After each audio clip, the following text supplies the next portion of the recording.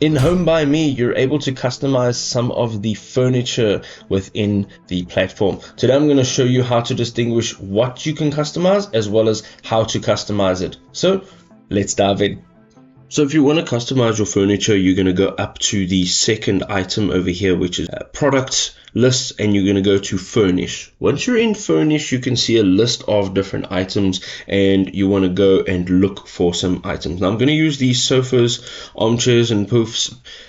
I'm going to go in here and I'm going to go to sofas, and you are going to look underneath the filters. You're going to look for generic. Now, you will find some of these items are customizable and some of them are not. Okay, so if you go and select an item, for example, I'm going to use this one over here. You can click on Add to Project. You can now place your item onto your design, and in this menu, you will see an Edit. Here you can change the width, the height, and the depth. So if you want to make this a whole lot higher and a whole lot longer, you can do so. You can also change the style of the leg and the sitting.